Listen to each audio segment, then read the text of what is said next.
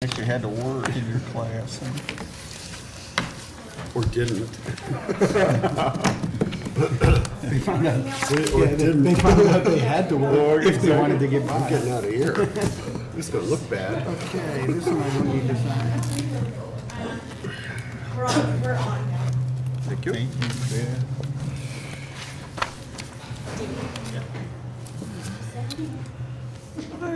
Hi. Are you serving coffee?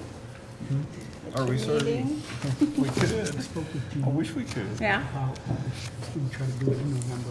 Oh, The cats. Okay. The pet. Okay. okay. Because I was going to ask that tonight. So that's okay. Well, it's 4:30 and it's time to begin the October 2018 Finance and Budget Committee meeting. Roll call. Counselor Kelly? Here. Counselor Ensel? Here. Counselor Armstrong? Here. Counselor Dowdle? Here. At this portion of the meeting, we would ask members of the public to come forward and speak to us about anything on today's agenda. And I guess that includes you. So Joe. Joe would like to talk to us about item number 3. 3.3 on the agenda today. So Joe, please come forward. Yep. Hello, my name is Joseph Hoban. I am the secretary of the Zombie Defense League, and I'm here today to talk about the Zombie Walk, an event that we are trying to plan for Sunday, October 28th, right for the town of Plattsburgh. Every year for the last, I'm not sure how long, we've been doing the Zombie Walk. We've been coming and getting people from all over Clinton County to come, and we're trying to get the event planned one more time to bring more people to town of Plattsburgh. We prefer to be called the city of Plattsburgh. I'm sorry. That's okay. We just have to make sure that we're talking about the right place. Okay. So, and according to the resolution here, this is definitely in the city of Plattsburgh. Yes. Okay, go ahead. So that sounds like a good one. I know a lot of people find it just to be a fun event. Yeah. Yeah, all walks of life. People who like to dress up like zombies. And do we know if the deposit or money, the fee that is charged for use of power in the certificate of insurance has been provided yet? I do not believe so. Okay. Okay. No, they were gonna give it after it's approved, but she can't. Okay. Assuming We it's gonna can- send the certificate and everything. Okay, we can approve it conditionally then? Yes. No, it's approved. You can just approve it, and then that's, we just approve it like it is on the agenda, if you choose to. That is understood that we're going to get the certificate of insurance from the Attorney General utility. Okay, then I guess my question is, and this is kind of a procedural question. My question is, if we approve it and then there is no fee, and I'm not saying that you're not going, They this don't is get to do it. multiple organizations. Where do we have a date that if it's not received by Friday, tomorrow, because this is this coming Sunday or no, next Sunday? Okay. Yes. Okay. We usually tell them they have a week or so. Okay. But I just wanted to make sure that there's a safeguard in place that in the event there is no certificate of insurance. And, Sylvia and I are usually pretty strict with that. okay, great, thank you. I have no doubt that you're not, that you are. Any other questions for Joe? Thank you. Thank you very much, sir. Thank you. Appreciate it. Thanks for coming.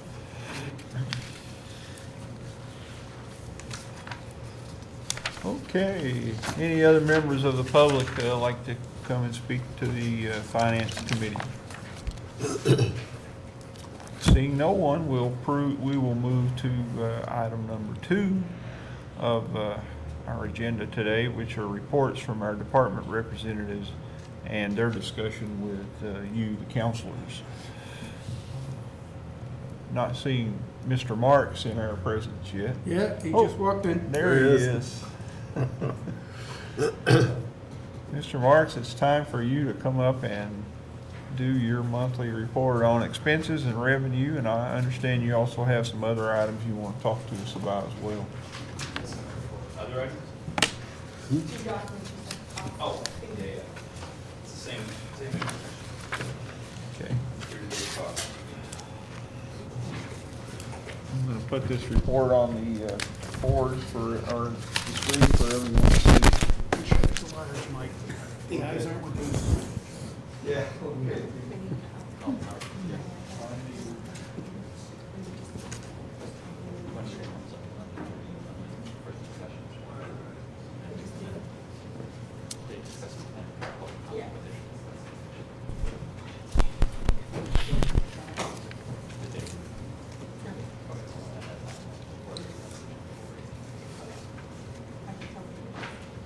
Ethan, could you maybe flip that one light, just so it's just not so reflective? Thank you.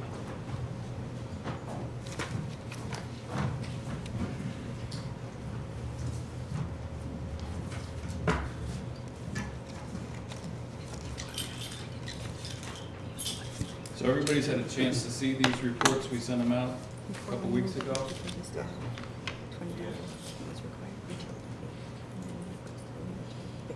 You might want to go back with that, undo that. Make it smaller, Rich? Yeah. Okay, now you see the numbers at the bottom? Okay. Because that's the important thing. The bars, obviously, they're a nice picture, but the real relevance is the numbers. General fund's ahead by $1,824,000 with its revenue versus expenditures, and that's adjusted for all actual collections on property taxes and revenues. So doing very well with the general fund when it comes to the results for this year.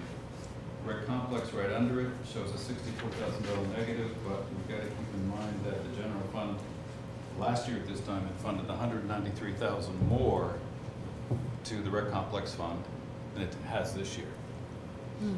It's a big number. So the funding is only $261,000 for the total year this year for the rec complex.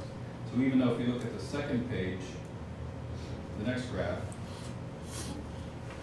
where you see 82,000 ahead on the rec complex, second line, that's distorted because of that $193,000 more in revenue. So if you were to take that out, you'd see that they would have had a loss last year if they were funded the same as this year. So you go back to the first page. And then the rest of the results are all positive. Parking lot, 30,000. I don't believe the parking lot has in as $15,000 of revenue for the Gateway building at this point in time. We just got that checked because the post office couldn't figure out where 6 Miller Street versus 41 City Hall Place is. And the check sat for a month and a half, and they finally sent it back. So they had to reissue it, sent it back with the same address, and it came to us the second time. So UPS or USPS at work. Water, 53,000 ahead, and sewer, obviously, is the big dog, 785,000 ahead of those two funds. The water fund is doing well, but when you look at the debt service against it with that surplus, we really have to do something about that in future years. Revenue is just not keeping pace with the cost. And the water tank debt service is going to be one of the issues because the infrastructure investment charges aren't really going to cover the debt service for the length of it, the whole length of time. They're doing it currently, but it's going to start eating into the operating expense, the operating revenue of the water fund. It's going to start eating up more of it than is going to be available. So something's got to be done with the water rates or costs, or you can't do much for the debt service. It's a fixed animal. This time last year, we were discussing moving to the different user charge based on your capacity. I don't think we've made any progress on that, have we? I don't think it's been put in place yet. Could that be put in place, or? The plan is all done, the numbers are all done, it's just a matter of whether it was going to be implemented or not. Yep, The water, the local law's been law drafted, change. it's ready to go. Everything's ready to go. Needs to have the council act on it when they're ready and willing to. Does the council understand and recall that? There would be an impact usage fee, Right. large users, Right. so. Would you like to have that brought to you Yeah. as soon as possible then? Yeah, I mean, I think we should bring it up. I do have some questions regarding it, and certainly when we bring it up, it'll be time for. There's gonna be some irritated customers out there when they Exactly. get it. Might not necessarily have to do it this year, but I would recommend we think about it for March of next year, when we normally do the water law changes, February, March. Okay. We haven't done one in a long time. I think 2009 was the last actual rate change. There were some infrastructure investment charges added in after that for water laws, but we haven't actually changed the rates. This wouldn't change the rates for all users, just for high impact users. So high impact, means people who use a lot of water. Industrial. In the millions of gallons. Any idea on the percentage of increase? It's different for all of them. We looked at, we have that chart. John and I worked on it together. It was based on the size of the pipe that, the water line that feeds into the infrastructure. So it wasn't so much a percentage, but I don't want to speak too soon, but a fee per size of pipe. So you recommend we hold off until March on this? Yeah, this year we're gonna be okay. The only thing is, with the infrastructure investment charges, you have to move those out of the operating revenue because they're called for to cover the debt service for the water tanks and for the improvements to the dams. Now, would that also, any increase with the water fund would also automatically bring upon an increase in the sewer No, as well? For No. usage? usage won't change. This is Not just- true, right, this is usage just a won't rate change it adjustment. still. And it won't change But the isn't it, infrastructure isn't it investment based on a charges. percentage of the, is it percentage of usage or percentage billed? As far as, I thought it was 125% of the usage. I say, I What was think it's a billed? gallons Usage or rate, isn't billed? it? It's a gallons rate. Per gallon rate. Yeah. So then the per gallon rate would go up for the high, No, they're not linked though, are they? I think there's a water rate and a sewer rate, they're separately They're determined. separate. they are, Yeah, okay. this won't change the sewer rates at all. This would just be a water rate change. And usually it's done by a local law, done in March of the year, beginning of the year. So we're okay this year to get through, but when you look at the infrastructure investment revenue that's coming into the water fund, that all has to be either put into the debt service reserve for the water tanks or the capital expenditure reserve for the dams. And those numbers right now are 570,000, I think, roughly for the capital reserve, but it's only 32,000 for the debt service. I've got to move some infrastructure investment revenue into those reserves for this year's activity, which when you look at what we have available, you know, we're scratching right now. So next year, I think it's Who are our gonna- two largest top three users? Would it be SUNY, the hospital, and GP? I can't remember. I'd have to look. Don't even want to guess. Wouldn't, I haven't looked at that chart for 9 months, so I got to go back and check it out, and look at it. Your But thoughts there'd be categories based on volume, right? Yeah. water It's in, big water users. out billing? Right. Is It's that gonna- what your it's thoughts gonna Yeah, are? with the affect sewer. with the- Right. Large Right. apartment complexes, Mm-hmm. rental units. But this is, we have the water in, water out billing, is that correct? Mhm. This We won't affect the separate water- sewer once again. Right, Right. but if, say you have a huge water usage that doesn't go through the sewage system, say your basement floods, and it just absorbs This, out. no, this, Okay. this, no. Couldn't touch it.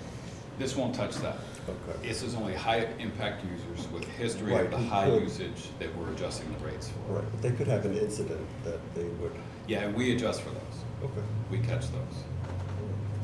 It might take a month, but we catch them. Because we're not on a direct read, internet read, let's say with a meter that says, hey, there's a problem, the meter is running really high. Some communities do have that. We have a direct connection to all the meters out there, which can tell you if there's a problem with them, give you an alert. But once we get a reading that says, hey, Dale Dowdle used 1 million gallons this month, it's like, whoops, Right. what happened? And then we'll adjust for that. Still have to pay for the water. Normally, we can say that we can forgive the sewer charges because we're where it's taken from, but a lot of times we don't. I'm sure you've had constituents come to you and say, hey, when I fill my pool, I get charged for sewer, how come I can't get a credit for that? But it's like, it eventually all finds its way into the storm sewers, which all eventually gets processed through the pollution control plant. So we usually don't forget it, but with something astronomical, we look at it because of leakage and stuff. So if they complain when they fill their pool, do they call you up in the fall when they drain their pool and go, hey, we think we owe you some money? No. Come get your water. It's mostly when you have a leak, when somebody's, like Dale said, when somebody's basement fills up and floods out the windows. We've seen that happen before. The library is ahead this year. They're doing well. Yay. Pretty consistent. If you look at the numbers this year versus last year, they're very consistent. Their revenue's coming in steadily for a change. So that's improved. Nobody's holding it back anymore. So other than that, I mean, that's the high points. In the report, you can also see at the end the different expense comparisons. I don't know if you want to go all the way down to the last pages. Oh, too far, Rich? Yep, go back up. Next page is the start. Next page down. One more down. Down, down, down. There you go. That's the payroll and temporary pay and separation payroll across the city. I know it's a lot of detail, but you see the general fund on top, then rec complex, parking, water, sewer, library. And this shows you which accounts are driving the changes.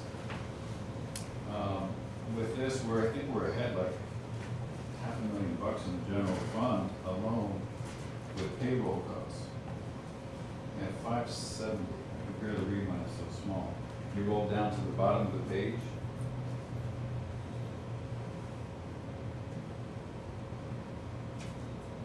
See, overall, the total payroll spending versus prior year, we're ahead 479,000, 480,000, and general fund is 571. So that's a good thing. And that's probably because we have, lower head count and have some departments that have been consolidated. But if you look to the next page where the overtime is, down at the bottom, some of the advantage we get in the payroll, we sacrifice in the overtime. Overtime is up 200,000 over last year, actual spending, and general fund is most of it. And that's mostly because of police and fire overtime. It's mostly due to Police and fire overtime. If you roll up to the top of the page on this one, you'll see where the police and the fire accounts have the most dramatic effect. There they are, right in the middle of the general fund. So maybe we can pour over all of these. It's expense comparison. So the departments look at their budgets, they look at this, they can see what's up, what's down for analysis. If they want to try and manage by numbers. But a lot of these you can't really manage because you're stuck with a lot of the payroll, which is 70% of the general funds. Is the $400 and some thousand saved in the general fund? Is the overtime calculated in that number or not? No, that was the payroll. The overtime is 200, so the net. It's 200 and something. Net will be 570 versus 200, so call it 370. But if you have the other pages that I sent to Beth, that's the cost comparison of last year's departmental cost versus this year's for the consolidated departments in their budgets. Cost savings, Yep, year-to-date cost savings. that's them, yeah. Now, at the top is the finance office, and the reason I put finance in there is because we moved from 6 Miller to City Hall. We've got 2 operational type expenses in the 18 column, which is the 4th column, and you've got separation pay for someone who left. We didn't anticipate that, didn't budget for that. We also have $14,000 worth of expense for moving, which we're actually going to get recovery on from the Financial Restructuring Board. That is if we can get Tim Ryan to present it to the board. I don't know what time of year. He says once a year you can do it, so I guess we've got to give him some numbers for next March. We're gonna probably have a couple $1,000s more added to that because we need acoustical panels for sound deadening downstairs in that room because there's just a huge area with all the people that are in that confined little space, so we're gonna be adding to that. We're getting quotes on that right now. So the finance department is actually down 7.1% versus last year at this time when you eliminate those aberrational costs, which we're gonna get recovery of 14,000, but you know, we still get the separation pay. Assessment, you see a payout going on there in unbudgeted payroll areas for separation pay and regular pay. That was for the assessor, so that had to be costed there this year. I mean, you could put that someplace else, but it kind of makes sense that if we had to pay it out, it would reside there. Rolling down to the next page, or rolling down to the bottom of this page, you see human resources is totally zero this year versus 58,000 year-to-date last year. Next page shows engineering, where we just have a carryover appeal for the ADA. I guess you have to call it amenities for the city. Now, the next section in community development is a real, that's a real analysis issue. We've got $699,000 in contract services. Most of that, in fact, $679,455 of that is DRI expenses that are supposed to be reimbursed. And Ethan's going to be getting that money back for us next week. And that the makeup of that is at the very bottom of the report. If you wanted to look at those numbers, jump down there and we'll jump back up. At the bottom of this report, yes. Right there. The $679,455, we got Saratoga Associates for $230, we got Whitenburg for $300, and $150 for Crane. Now these are all DRI project costs that are supposed to be reimbursed. So in total, it looks worse this year than last year by $388,000, but when you adjust for those things that are going to be reimbursed, we're actually $292,000 ahead of last year's expenses at this time for all these departments. And those figures to the consultants, that's money that's been encumbered, not actually been spent yet. That's right. I just took the encumbrances. We spent some of that, but now the rest of the expenses, if we roll back up on that line,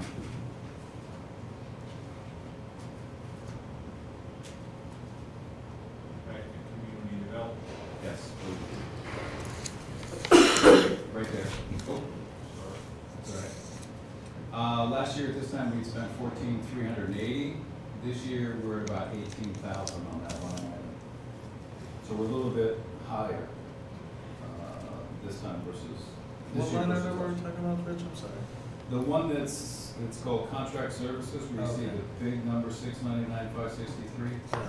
About 18 grand of that is normal expenses. Amy bond for consulting and, you know, doing other stuff. That was most of it. Yeah. But if you eliminate that $679,455 we're talking about at the bottom of the page, your comparative numbers are $108,000 this year versus $99,854 last year. It's up 8.3%. And most of that is in the salaries category, which you can see the regular pay is dramatically different than last year this time. Okay, rolling to the next page. You see recreation administration. Well, IT is right there, and IT, of course, there's only, oh, we went the other way, sorry. Going down.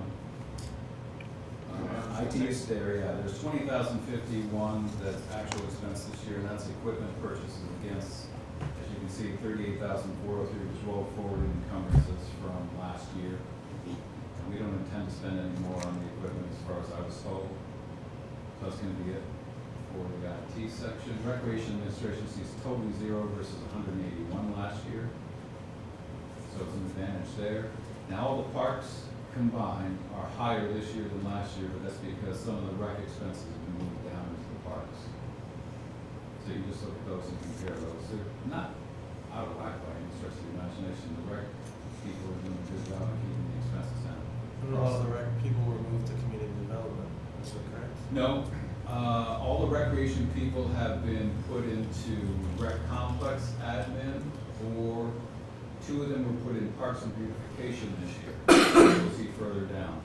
That's just a budgetary description. They're under math. Yeah.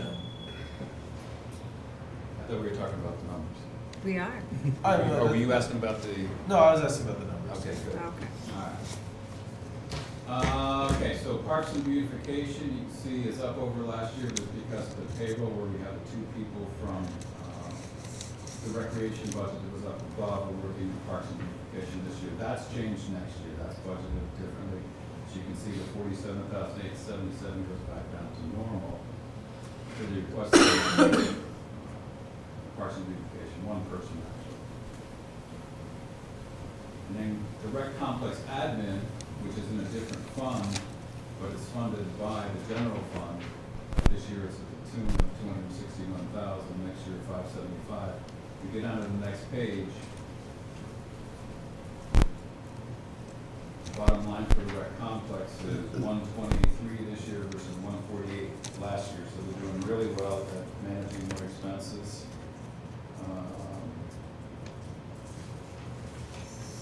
So though, They're at, they're 17% better than last year at this time. Some of that's because of moved individuals, but I think most of it is because of the consolidation of staff. There's 2 staff people that aren't there anymore. so explain the 174%. You probably just already did, but. What's that? 174% in 2019 19 requested. requested. Versus 174? She's looking at the. The percentage increase. Change. Yeah. Percentage increase for You gotta roll back up? admin I'm sorry, roll back up to the next page. and complex. See the salary at 212, 212,000 higher? The rec complex admin. And that is consolidated all the personnel in that one line item. for the rec- So it's just a Yeah, recategorization. yeah. Yeah. So it's gonna be difficult to track the numbers next year against the numbers from this year and from 17. But if we get 19 in a full year and keep it consistent with 20, then we'll be able to do a comparison.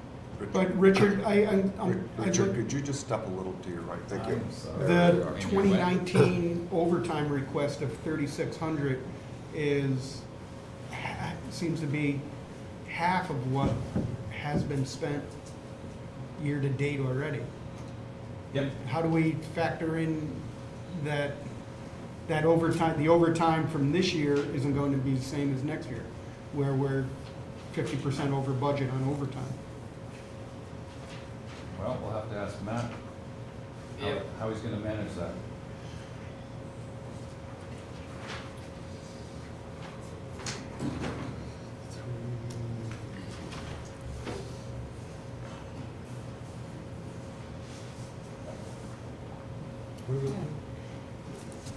For overtime on rec complex. Right. Admin, see the request for 2019 is 3,600. Well, what's been spent year to date is close to 7,060. So he's asking why. Why are we budgeting half when we? Amanda, do you recall why?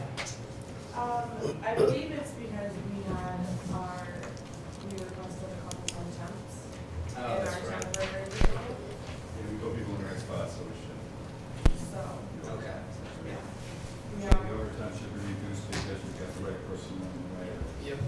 we're gonna hire a couple more temps for the seasonal positions, so it should cut down on our guys. That'll reduce the overtime? Okay. Thank you. Okay. So to finish this off, down on the bottom page of this. See, we're 292,000 ahead, over under 17 actual, we're actually ahead. When you eliminate the DRI costs that are gonna be reimbursed.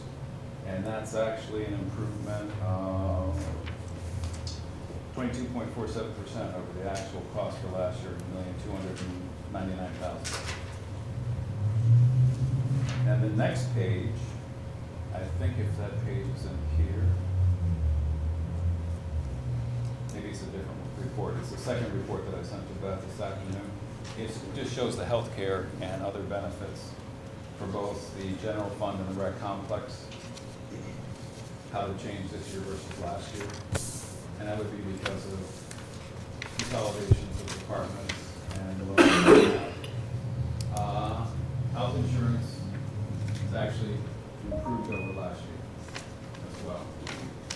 So that's 158,000 under 2017. So the total under is about 450,000 or 8.4% lower. And I think mostly it's due to the department consolidations. Any questions? I do.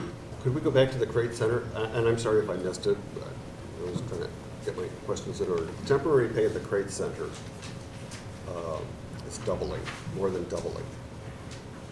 Crate Center, so that's in, Well, I have page 19, it's line 1300.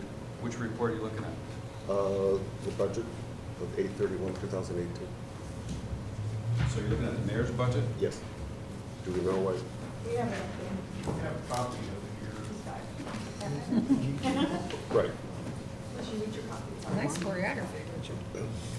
I kind of figured it wasn't any of the reports we're looking at. 1,200 on the bottom. Okay. Well, the figures are there. Curveball in the dirt. Because we've addressed the other figures with the So, I rec mean, complex wouldn't that be administration. explained by Good what question. Amanda just said? Yeah. The temporary help, is that Yeah, which line are you talking about? The mayor's budget? 1,300, Gotta page go 19. drop it down quite a few, Mike. There you go. Yeah, we addressed the 312, which was in rec complex administration. Roll her down fast. Sorry, we have the wrong. Page 19. On my- On the bottom. Put them up there together. Easier. Where are we going now that we have? Go down. Go Page down 19. about 15 pages. Page 19. 19, yep. Because that's also where the rec administration is. Okay, you're in the general fund revenue, now your general fund expenses. Keep going. Got to get to the rec complex, which is fund number 2. So it's after the general fund. Keep going. Yep, we're getting there.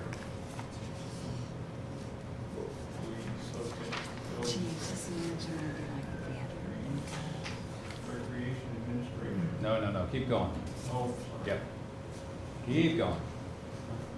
Next. Okay, now you're in the benefits for the general fund. Keep going. Now you're in the rec complex fund. So that's the revenue at the top. And Dale was talking about the Crate Center, which should be next Next page. page. Right. Down. Down. Crate Center. That's where it starts on that page. Right. And it continues on next. okay. And we And if you look, it was, in 2017, the actual fee was 26,000. Yes. So what we're requesting for 2019 is 37,000. That is in part due to the expanded scope of the program since then, and the fact that we need more people to cover the hours that are being utilized out there at the crate. The reason why it was so low budgeted in 2018, that was one of several figures from which I don't have a good explanation of why they are what they are.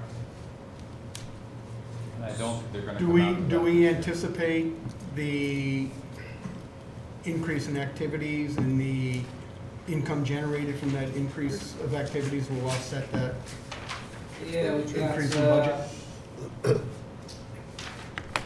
Talking about the revenues? Yeah. So you Great gotta roll up. soccer, we're looking Next at page up. $177,000 expected in revenue in 2019 versus 2017's total, which was 136,000. Yeah, Once so you you have see the to- So revenue. about $40,000 in extra revenue from 2 years ago for an extra $10,000 in expenses for Gotta referees. go up. There you go. There's your revenues. Now, 676, 589 is the revenue projection versus 5689 in 2017.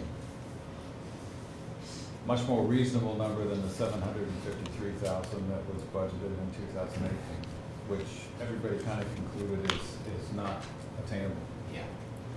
So the expended hours is what's doing this? And the expanded number of programs.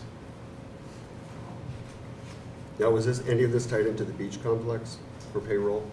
No, the beach budget is completely separate from the grade. Okay. Is the same individual involved? Half No. beach, half crate, or vice versa? No, the beach manager that we had this summer was Luke Jenks. Justin Gordon and Scott Dubray have primary responsibility for the grade. Okay. So we're open more hours? I didn't- Is that the thought? Scott, do you recall where we were 2 years ago versus? I think it's the same amount of hours, but just during the day, we're trying to do some more programs during the day. So a little more schools involved for day operations and so on. Okay. Thanks. The revenue increases they're predicting for next year are, 63 on the beach versus 48. Although this year, the actuals is almost 63, so pretty consistent. 31,000 for the crate rents, so they're looking at doing a lot more with renting out the crate facility. 177,000 on soccer, which is an increase over, this year's actuals so far. But there's a lot to be collected for the fall program. But if you look at last year's, 2017, the 177 is aggressive, the 136 actual.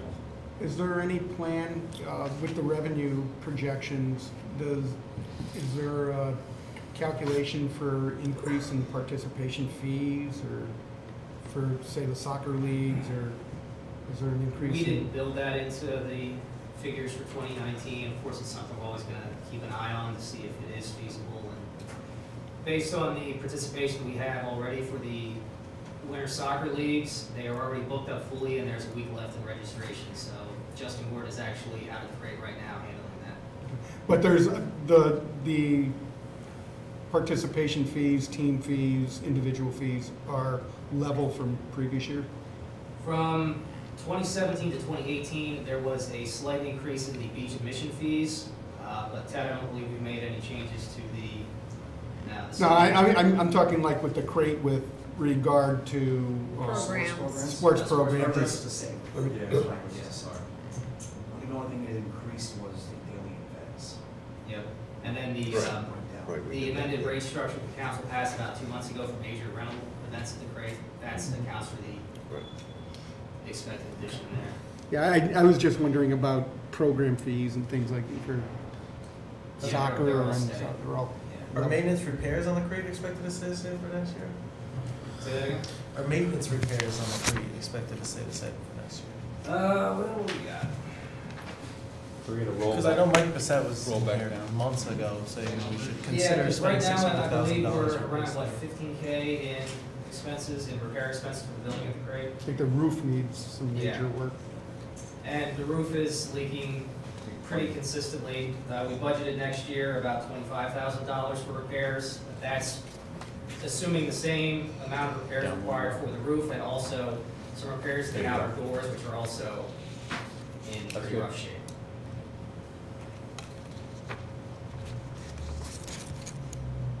Yeah, they got 24,178 repairs to buildings versus zeros for this year in 2017, so that's the addition there. Yeah. And that's a newly created line item. Yep. Part of the problem with it, like Matt and I were just talking about in the mayor's office, was the heating at the Crate Center, because it was always supposed to be a cold arena. So the heating cost to keep it as a warm site are astronomical. You see 60,000 for the electricity. It's a big number. And there was a decrease of $40,000 with the marina. So it's 16,000 so far this year. How is it expected to go down to 12,000 next year for the electric? What are you looking at? Electric For the crate? for the crate, yeah. 60. I'm seeing 60s across the board. On the Crate Center is the first electricity I'm looking line. at the gym. Sorry. Okay. Oh, yeah. The reason for the decrease in the electricity at the gym is I think they did some improvements, the public works guys did some improvements on the boiler, which I think are gonna help us. Yes. Yep. Not sure exactly what they did, but they found something that was set wrong, and now that the settings. have Well, been it was done- that, and also there was Well, a thermostat. alternative energy contract that was signed to provide the electricity to the gym this year, which expired and also resulted in a much higher electric rate than we would have had otherwise. I know with the rec complex too, there were always issues that we seem to weekly be getting emails from a member about in the dead of winter having the windows open and loss of heat and so on. I don't know, has that been addressed at all or? Yeah, it's definitely easier to control now. Public Works has full control of that, and they're gonna be getting that off to us with a computer, program, so we can control the heat a lot better. Yep. Problem is, if it's perfect downstairs, it's cold upstairs. Right. So there's kind of a balance there, but, yeah, we looked to manage the window operation much better this year, without Public Works, we did really well. So people can't just go and open the windows? Yeah, we're screwed. I mean, you know, it works. I mean, it's not a safety hazard. There's still emergency exits, so we make sure that they're shut that way. Yeah, I know that was a big issue. I don't know if Right. anybody else. Oh, yeah. was Well, we all receiving did. those It was- emails. That was We a also heard it legitimate was concern. We also yeah. heard it was Yeah. a one thermostat system, and it would have been hundreds of thousands of dollars to change that. Yeah, it's one zone. That's essentially. right. It's very challenging to keep that balance well. And, Right. I guess the sensor outside the building doesn't take into account wind chill in there, so it's a very tough thing to kind of monitor that way. Again, Public Works is going to educate us on how that works, so we can monitor it quicker. It's a reasonable position. Different, the military's paying for it. Council, we're way past our Okay. schedule Okay. for this meeting, but if you have any final questions, now would be the time to ask. We should be able to follow up with Director Miller later too. Thank you, Richard. Segued into the budget discussion, since we're on the rec complex, right? Thank you, Richard. Thank you, Rich. Rich, I'm gonna ask you one more question, if you don't mind.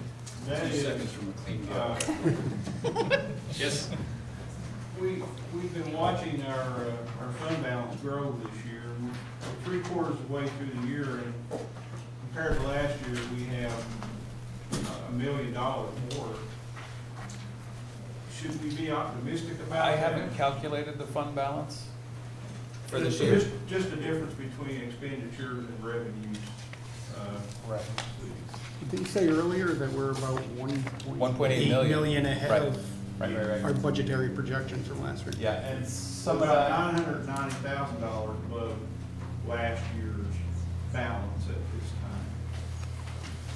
the ending balance for last year was 270,000 of available fund balance. And I haven't done a calculation this year to see what that would be based on, you know, what's gonna be left in prepaid expenses, Okay. any reserves, et cetera, et cetera. Okay. Now, year to date, through the third quarter, we are, let's see. That's last year, 834. We were at 834. Right. Results, right? Right, And this year, we are at $1,008,000. 24. Now, if you roll down to the last one that you were just on, our net results actually came out to be a $303,000 loss in 2017. Right. So you can't be too optimistic at this time of year about these numbers. In You other gotta words, be there's a lot more practical. expenses to But- happen between now. Well, was that basically medical that came in toward the end? You know, I'd have to do a long-term analysis on that to tell you what the variance analysis would be, you know, this time of year versus the end of last year. But if you just want to take a quick analysis, this is 1.8 million, and last year was 0.8 million. So if we had a $300,000 loss of 0.8 million, and we're $1 million ahead of that, we're going to have a surplus. But I don't think it's going to be 1.8 million surplus added in. I'm thinking it's going to be something in the neighborhood of 700,000 to 800,000. What we budgeted as a surplus, because we're staying pretty close to what our budgeted expenses are for the year. And the surplus that was budgeted in the general fund is $811,000. Okay. So I think if we add that, we'll be at $1 million, yeah, about 1.1 million. as available fund balance. So it'll be a dramatic change over 2017. I bring that to everyone's attention mainly as an opportunity to thank everyone, all of our department heads for the hard work they've done this year. Keep spending in check and to raise revenues in some cases, and it makes me optimistic that going forward we're going to continue to improve our budget situation. So, thank you very much. The unfortunate part of that, I mean, it's fortunate because we'll be in better shape, is we won't maintain that moderate fiscal stress rating for any state funding. Because our cash would go up and our fund balance would go up in the general fund, and that would put us back into That's that an irony, isn't no it? category. I know. You gotta be losing money to stay in that fiscal stress category so you can get additional funding. But I mean, the positive results would be better because we'd have cash in the bank and we'd have some fund balance to work with. So I prefer to be there than have the fiscal stress rating. Remember too that we've got one large negotiation that's been pending for 5 or 6 years. We had just a 2-year arbitration come in around this time last year of $750,000, $770,000, which is a lot of what that change in complexion was. And we could easily have that again next year, not an arbitration, but it's a settlement where we pay back their, or as a contract negotiation, we pay back that retro. So that retro is going to be paid at some point. The budget is going to take a hit of probably around $1.2 million when that occurs. We've been living on borrowed time because that contract has gone unsettled for so long. It'd be nice just to get that finally settled, and then we can finally start not kind of accruing these surpluses for our officials, because they're going to be on the books. It's just a matter of when. We did book a liability of $746,000 plus interest for that. So that's in 2017. We'll add it to that. But we can't book anything for any anticipated arbitrations because we don't know what the results would be. So we have no idea what to put down for a number. But yeah, there's going to be more.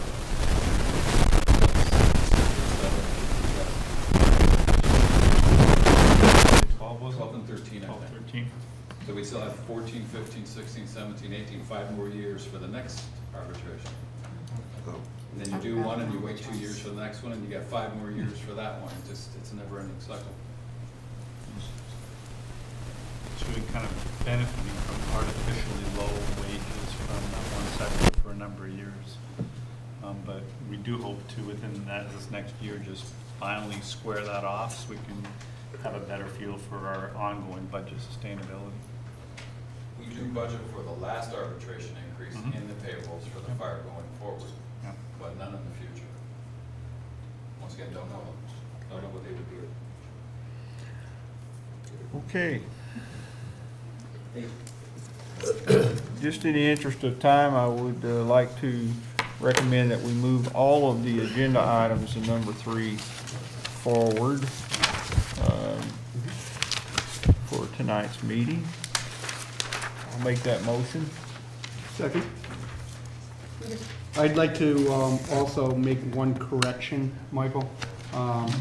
For item 3.3, just on the last sentence, a certificate of insurance and a $20 utility fee is required. Okay. Certificate of insurance.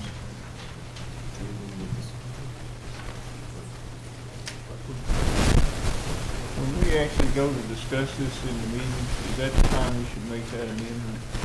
It's at your discretion. You can discuss it now if you want to discuss other things. You can either, at some point, they should be discussed. So it's either now or during the meeting.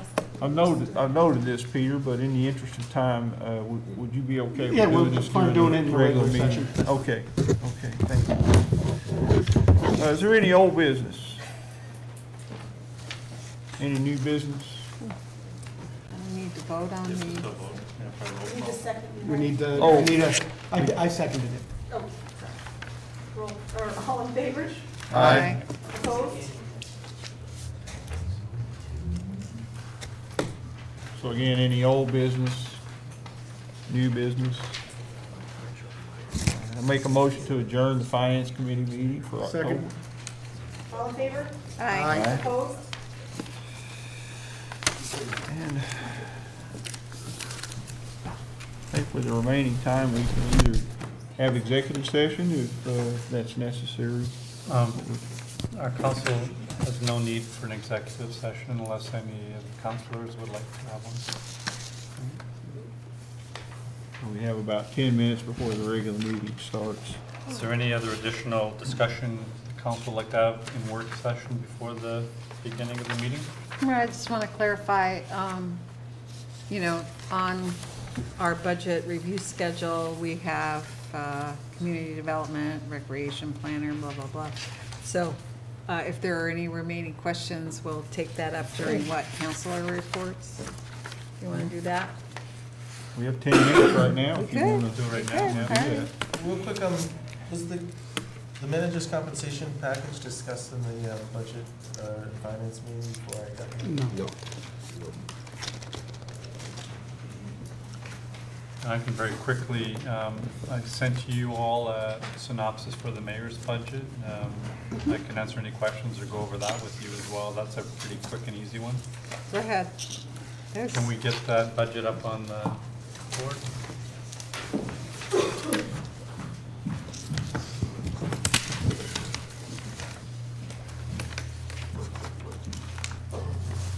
What page is that, Dale? I think it's, hang on, page 4. Is she putting it up? I can look at that. There Okay. we go. Just- I think we just passed it. And thank you for that report, Mayor. It's up there.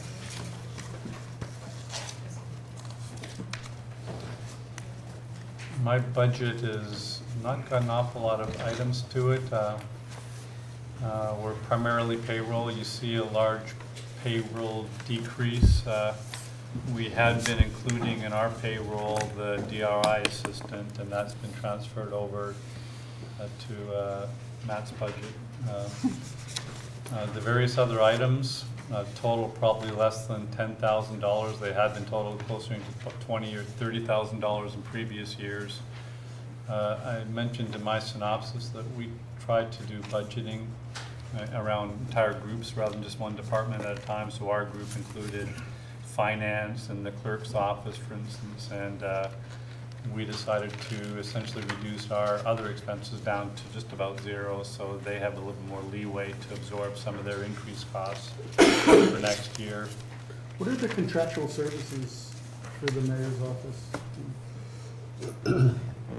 Which line? On 4430? 4430.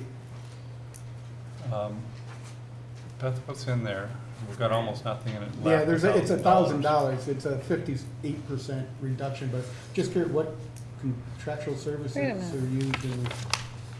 Random things we did. I think part of that I did. is legal fees that, aren't attributable to any other expense, when the mayor is having, outside counsel, look at issues.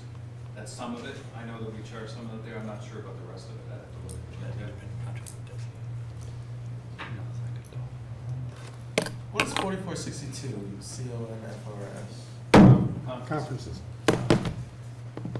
That's been slashed significantly 2 years in a row. One time we paid also a NICOM fee, about $6,000 or $7,000. We're no longer paying that membership temporarily. Hope to go back into paying that at some future time when the budget permits. Yeah, that's down on page 7, and it's 0 for 2019. And for travel, I just pay all travel just out of my own pocket, don't bill any of the city for it. So that's caused a pretty significant reduction as well. For printing and copying, I think you all suffer that new strategy. We're giving you the documents online rather than actually printing them. So that was slashed significantly as well. And Beth felt that she could reduce postage fees as well. Our telephone went up a little bit, but that everybody's did. That's because of the way we now reallocate the IT expenditures. I'll ask, the temporary pay of 19,373 is 2017 actual.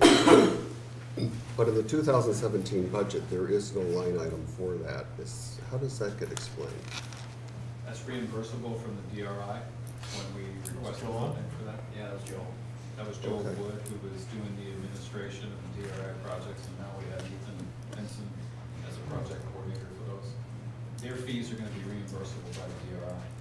And Joel was hired as a temporary employee, he wasn't a permanent status, whereas Ethan was hired as a permanent employee. Getting back to the telephone, I know we had spoke about possibly putting together an RFP for, where's that stand? Councilors Kelly and Kretzer are heading that committee.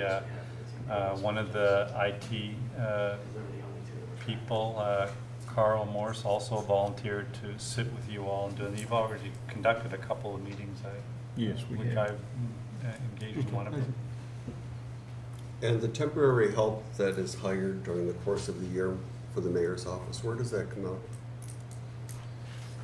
We don't typically hire temporary help. Sometimes we'll have another department come and chip in if Beth is away for her holidays, but we don't go and hire temps, for instance. But if we brought back a retiree, where would that reflect for If we brought back a retiree, temporary help? probably be under that temporary pay item. Yep. What's there this year is the balance of what Joel Wood was paid in 2018 before he left. Which Once again, shall that'll be be reimbursable. Yeah. And the offer that was made for the part-time overseer that we had said we'd pay $6,000 a year for, where is that coming out of? I don't believe the item exists any longer. What part-time overseer? The former police chief that was gonna come in. That was Oh, a dollar. yes, Did you yes, take yes. that out of your $1 own a month. budget? Pardon? It was $1 a month. Oh, it went to $1 a month? Yeah. Okay. I don't think we paid anything. And we haven't received an invoice. Never paid a time. But the discussion was to pay $6,000 a year. And I don't know if this is, this is for executive session or not, so I guess I might need to confer with Dean if this is a question that's limited to an executive session or if it can be asked open. Come on, Can't tell Tom. unless we know what the question is. Cast a line.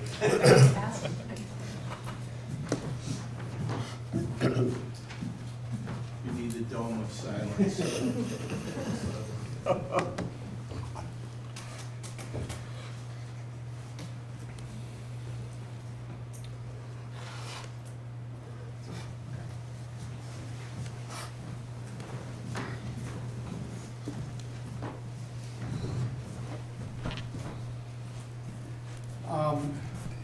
Thank you, Dean. I guess my question is for the current year, the legal fees that are being expensed regarding one of our pending lawsuits with another municipality, where are they coming from? Where are those fees coming Those from? actually come out of the corp council budget Okay. item. It's contracted services or fees for services. Okay.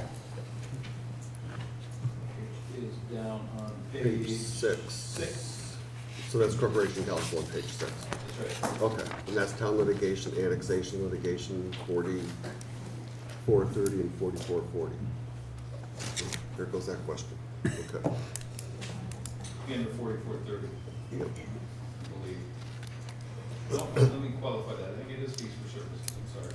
No. Fees for services. Yep. No, I'm gonna take that back. I'm sorry. It is gonna be contract services. You see, the fees for services is already at 123,000 per. Oh, sorry. Wait, Corporation Council, page 6. And that's because there's encumbrances, POs out there for the charges for our outside counsel for the entire year, anticipated totals. So the ones that come in on a monthly basis are going into contract services. Into that contract, sir? Right. Okay. Okay?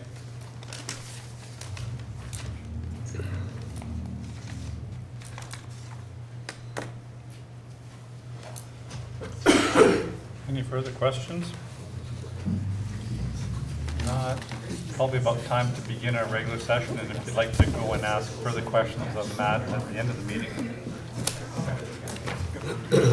So let's begin the meeting of the Common Council for this evening. We'll begin with the Pledge of Allegiance. Pledge of allegiance to the flag of the United States of America and to the republic for which it stands, one nation, under God, indivisible, with liberty and justice for all. Roll call, please. Mayor Reed? Present. Counselor Armstrong? Here? Counselor Kelly? Here. Counselor Dowdle? Here.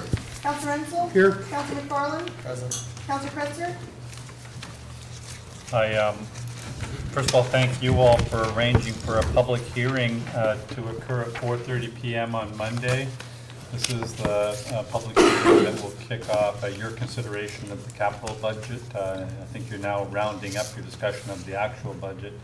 So the capital plan for the next 5 years is ready for you to start viewing. It'll be on the website as of Saturday and open for discussion as of Monday, and obviously do all your due deliberation because the bond issue that we'll have to do to support the capital budget will be incorporated into the general fund and will affect our final totals.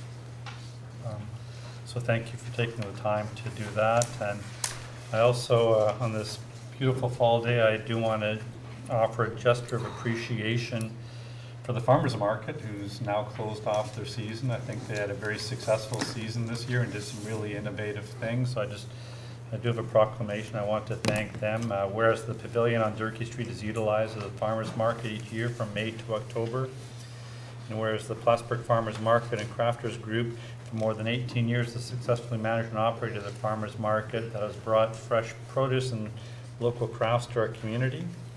And whereas residents from the city and surrounding communities look forward to their market season.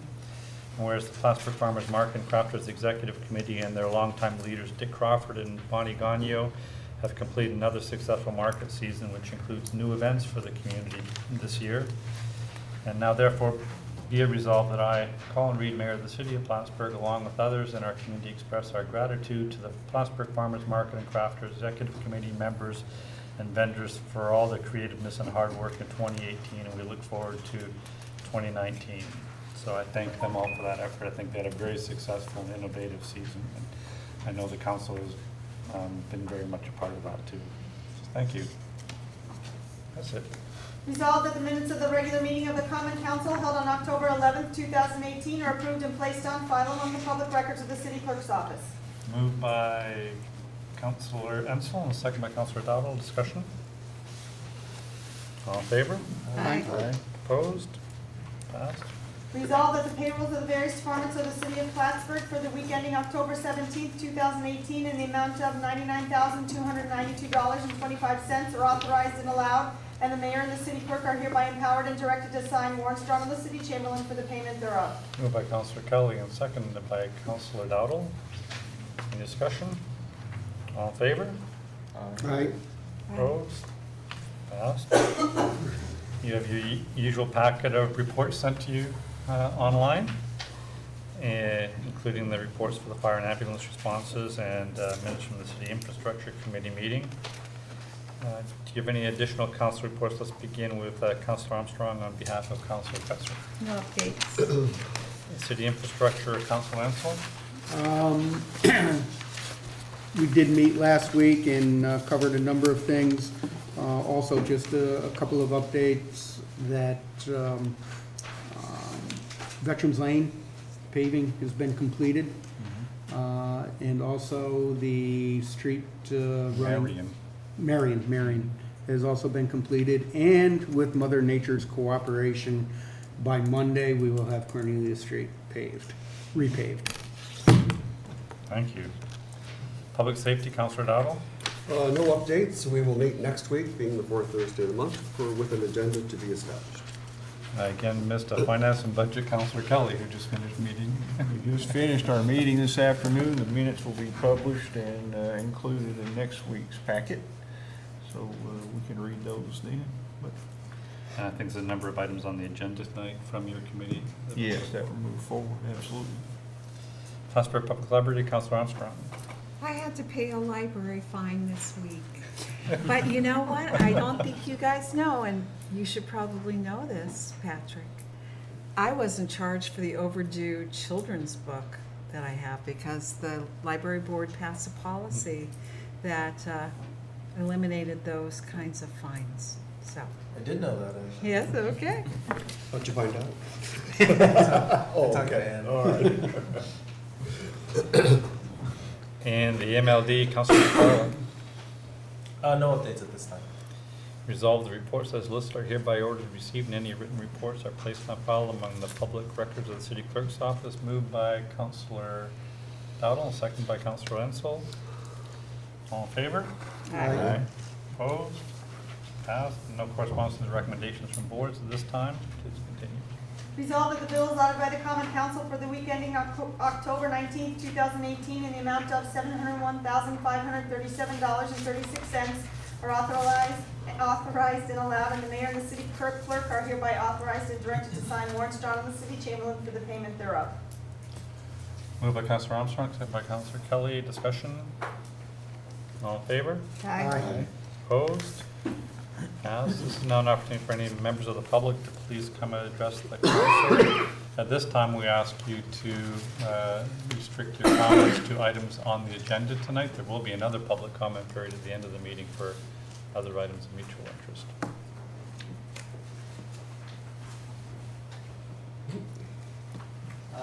Mr. Merkel, please come forward.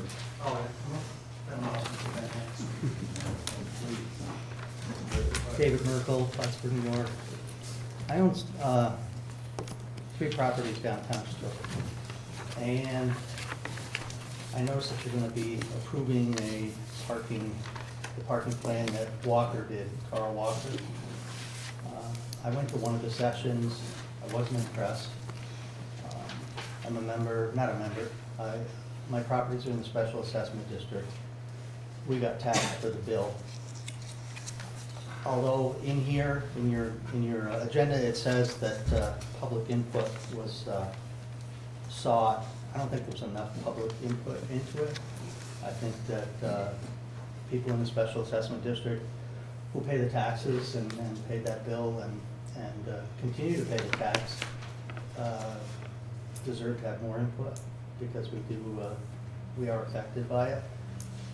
So I guess I'll speak afterwards at the second session, but I noticed that in the proposal, the agenda item, that you can form a parking committee. It would have been nice to do that beforehand, I think. I think you could have maybe iron some problems out before they arise, but we'll see what happens. Thank you. Thank you. Any other individuals like to come and address the council on that agenda items? Seeing none, let's continue.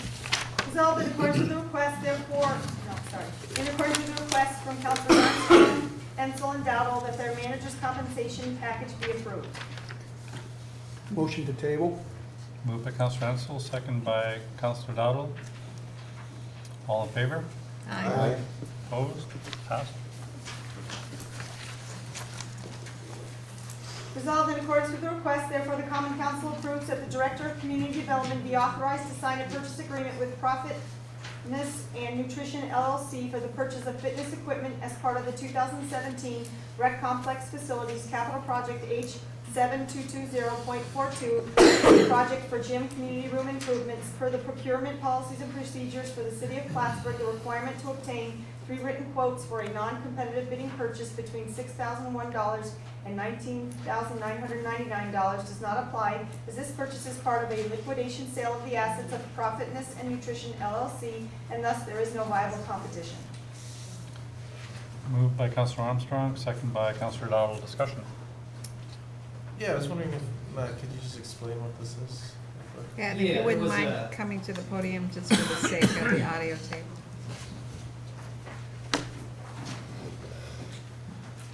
There was a capital project that was passed in the 2017 capital plan. It amounted to $51,000 for a mix of repairs to the Crate Center floor, folding chairs and tables, and gym and community room improvements. Most of the money for the folding chairs and tables and the crate event floor repairs were spent, but the $15K in gym and community improvements was never spent. The community department senior clerk, Shalise Marbut, found this out a few weeks ago. It just happened with fortuitous timing that the Powerhouse in Plattsburgh was planning a going out of business sale. So in consultation with the leaders from REC, which most of them are here tonight, they determined that the $15,000 would be best spent on a series of new pieces of gym equipment for the rec center in the hopes that new equipment and added activities would draw in new memberships.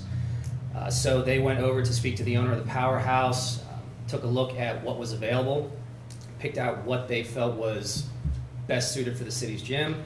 They negotiated a price of $11,000, which based on, Ted, what did you say, about 40,000? Yeah, about $40,000 worth of retail equipment at those prices we got for about $11K. So they spent most of today moving about half of that equipment to the city gym, and we'll move the second half as soon as it's practicable.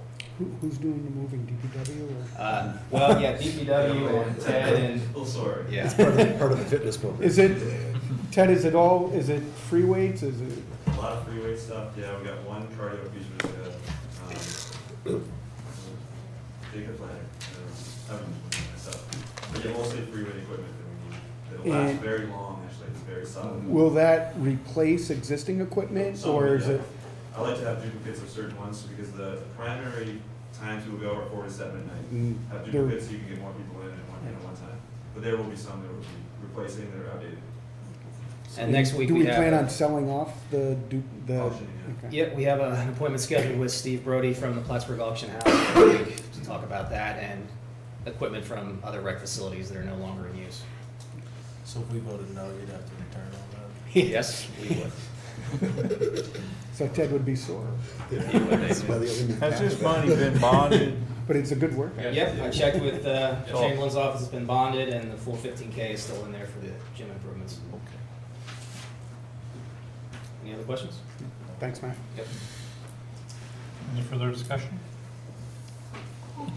Roll call? Counselor Armstrong? Yes. Counselor Kelly? Yes. Counselor Dowdle? Yes. Counselor Enzel? Yes. Counselor McFarland? Yes. Resolved in accordance with the request, therefore the Common Council approves Vienna Ainsworth to hold a zombie walk from Farmers Market Building on Durkee Street to Trinity Park. Route as follows: Durkee to Broad, to North Catherine, to Court Street, to Oak Street, to Broad Street, to Margaret Street, ending at Trinity Park. The group will remain on the sidewalks, expects approximately 100 attendees, and are requesting to use power in Trinity Park. The certificate of insurance is required. Moved by Councilor Nichols, second by Councilor Dowdle. Discussion? Like to once again make a motion to amend the resolution to include in the last sentence, or for the last sentence to read, a certificate of insurance and a $20 utility fee is required. Second. Moved by Councilor Enzel, second by Councilor You Armstrong. need to add a date to it. A week from today, 10/28. 10/28, I don't know if we typed up this agenda. required by 10/28. 2018. All in favor of the Joe, amendment? is it 10/28? Do they need utilities? Yes, they said they need. Joe has a question. Well, Mayor has to, is it okay for him? This is Do you have the any gentleman. questions of the audience? What is a zombie walk? Is my- No, this is the representative from Oh, the zombie. go ahead. To answer your question, the Zombie Walk is an annual event that Zombie Defense Week at SUNY Plattsburgh holds every October, and it's open to everyone in Clinton County. I was wondering about the date for October 28th, if we could add a rain date for that. I remember last year we actually had the event, and it was a very rainy, cold day. And it drove a lot of people away, but we're hoping this year the weather will be better. But if we had a rain date for the 27th, would that be acceptable? So that, the rain date would precede the, Yeah. Yes, maybe. for the Actual Saturday. event? Forecast, I suppose. You'd have the event on Saturday, but your rain date would be on Sunday. Is that what you're thinking? Because the current event is on Sunday. Yeah, strapped to that, I'm sorry. It's okay. Want to move it a week beyond that, 28th, to the next Sunday? Yes, Okay, I think that'd be there. okay. Okay. Thank you. So we need What an day is amendment. What is the date? That would be November, Yeah. Next Sunday? it's a Sunday, correct? Yes. 4th. The 4th. Is that So I guess I'll also, I'll let me redo the amended for simplicity's sake. A certificate of insurance is required and a $20 utility fee must be paid by 10/28/18. Additionally, a rain date has been approved for November 4th. Satisfactory to Councilor Armstrong. Further discussion on the amendment alone? All in favor? Aye. Opposed? Discussion on the item itself. Just one question, Chief Ritter, you don't foresee any problems with need for additional? We have never had a problem in the past. Zombies are well behaved. They're dead. Roll call? Counselor Armstrong? Yes. Counselor Kelly? Yes. Counselor Dowdle? Yes. Counselor Ensel? Yes. Counselor McFarland? Yes. Resolved in accordance with the request, therefore the Common Council approves the Director of Community Development to advertise for bids in response to the request for proposals for mixed-use development opportunity for the Durkee Street site in downtown Plattsburgh, New York. Moved by Councilor Armstrong, second by Councilor McFarland. Discussion.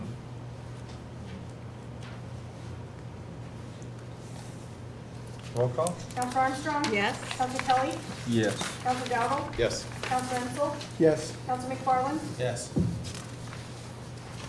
Whereas the City of Plattsburgh Common Council retained Carl Walker Inc. to complete a study and make recommendations. I would like to make a motion to waive the reading and move the motion. Moved by Councilor Armstrong, second by Councilor Dowdle. All in favor? Aye. Opposed? Passed. Discussion on the item. I guess I have some concerns that were raised by Mr. Merkel about the participation with some of the downtown merchants and owners. Would you like a review of what was done? Yes. Mr. Miller? Okay.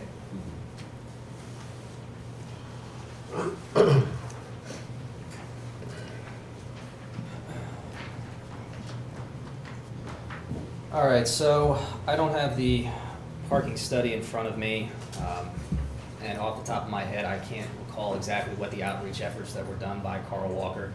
I know public outreach was sought, but I can certainly get that additional information for you. And it seems to me that during our review, once the report was published, there was public input. It may have been around the date where we were seeking to prove the receipt of that study. Because I clearly remember the nature or the representation of those people who were here, including some vendors downtown, a group called Strong Towns, I believe, some people from the co-op.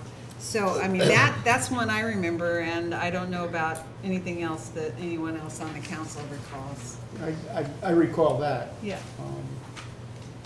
And I think In that was terms of- predominantly the Strong Towns group in the Yeah, co-op. but in terms of That's not what it was formally there. seeking input, that would be, would that have been something that Mr. Walker had? It would have been. It was before I started with the city, so I can't speak firsthand to what occurred and what didn't. Mhm. But even if this There would be resolution is meetings passed, there's still upstairs. opportunities for public input. Why don't you speak Yeah, up? absolutely. There was at least 2 meetings. Yeah, my understanding is that Upstairs there in the were library. several public meetings to discuss the study before it was released and approved by the council. Did we not receive the feedback this week that in this project, the public input was larger than is typically seen in most municipalities? Yeah, one of the statements made by John Forster the last time he was here, Carl Walker's representative, was that the city of Plattsburgh, in his experience, had done more public outreach and had consulted the public more often than most of the other municipalities that he had dealt with in the course of his career. Yeah. that's not to say, though, that, I mean, in terms of planning the advisory committee. Oh, yeah, this is certainly not the end This- of this the is- public input. This is going to be an ongoing process as the details of the Right. system are. So, I mean, when I first requested that we have this kind of resolution, I felt that the public needed to know what the council's long-range plan was in terms of parking. And that we, we had accepted the study and that we were Yeah, this is receptive to the council's the endorsement of the recommendations. general outline for a plan going forward. That's right. And that the details of that plan are shaping up, and we Correct. expect to go forward with them. But along the way, would you say there will be more opportunities for public input? Yeah, absolutely. The Parking Advisory Committee is intended to be a conduit through which all concerns of downtown residents and business owners can be expressed, and they will take those considerations into their discussions as they are determining what the policies of the parking system ultimately will be. But that's once it's established, correct? The Parking advisory system. committee? I mean, the parking system, they'll study the parking system. Yeah, they'll make Once some that's established. preliminary determinations before the system is fully active, because that'll obviously be necessary. But on an ongoing basis, they will study the results from different areas of the city to determine whether hours need to be expanded or contracted, or rates need to be lowered or raised, depending on objective analysis of the data. So they will be up and functioning prior to that lot changing? Is that Yes. correct? Okay, simple Right. terms. Yep. Okay, thank you. And And the, and once specifically, the resolution states that I'm sorry now that I asked that this not be read, but that the common council will explore the creation of a parking advisory committee through subsequent resolution. So this resolution states our intent as a way of declaring publicly where we're headed, but it is a non-binding resolution. And the development of this system is ongoing. Correct. Okay. And that Also, Councilor there Armstrong. will be public opportunity, there will be opportunity for public input prior to Well, what do you public mean? hearing or whatever, once the plan, last- there is a plan developed. The last paragraph says that we will continue to seek public input before implementing changes to the parking. Yeah, that's an essential part of the process. That's and built ongoing. into this resolution. And I guess my question to you, Mr. Merkel, is, there are opportunities for additional public input before decisions are made. I just think you owe it to the special assessment district taxpayers, which are different than the general public. So, and I'm sure that a mailing list can be developed through the taxing authority, because we're all coded, and get us a letter and let us start an email list. We did an email list in this room when the DRI started. I never got one email from it.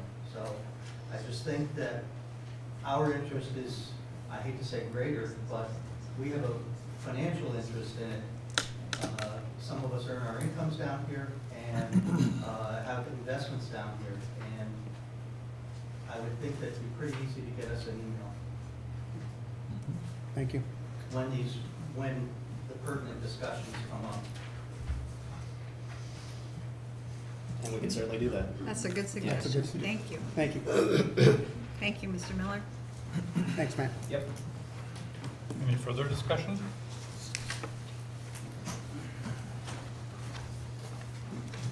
Roll call? Counselor Armstrong? Yes? Counselor Kelly? Yes. Counselor Dowdle? Yes. Counselor Renzel? Yes. Counselor McFarland? Yes. There's no travel requests at this time. Are there any resolutions for initial consideration? Any new business or counselor reports? I'm going to make a suggestion, and I don't know if it needs some kind of formal approval, but I'm not sure in terms of time how much more we need of Director Miller, and would it be totally unconventional to move up the public comments before that point, so that So the people don't have to hang around. If they have something to say, they can say it now? Yeah, so it'll be the mayor's prerogative as the chair of the Would you? Thank you. So let's then move to closing public comments from public entities, mutual concern.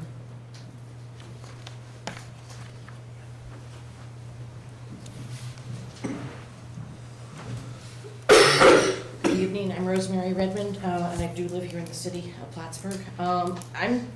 I want to discuss the parking. I did attend one of the public sessions, and I participated, but I haven't really seen that anything definitive has been decided, and I was just wondering if anything has been decided that they're going to move forward with on that, or is it just going to go to committee? It's not clear to me.